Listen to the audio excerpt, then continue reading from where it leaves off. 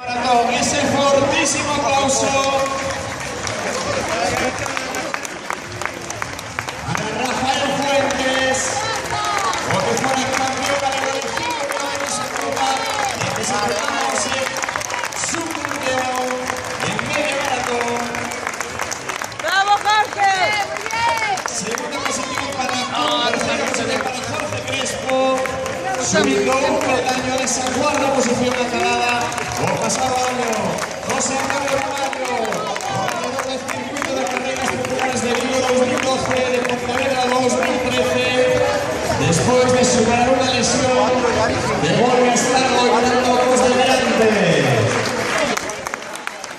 Ahí viene Jorge Crespo.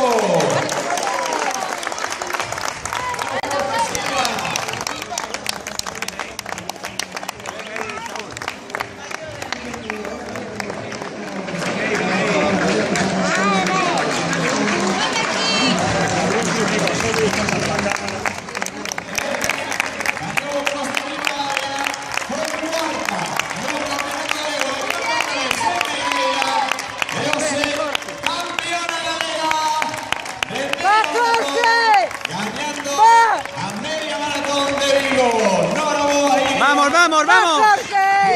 Una temporada impresionante a deportista docomesaria de distancia de la media maratón. Que si no nos equivocamos, ahí vemos a su campeona galega de media maratón, Sonia Vicente.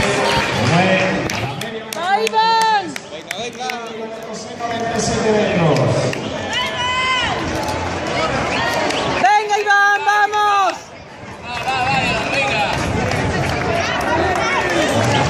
Descargar o poso vídeo de la chegada, ¡Muy bien, tío!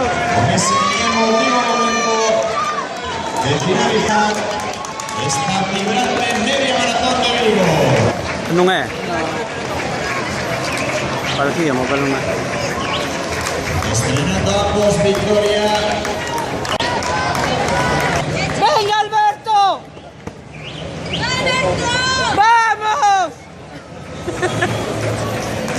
¡Va, Albertillo, va! ¡Va, Alberto! ¡Va, Alberto, va! Vai reventar. ¡Venga, Alberto! Ui.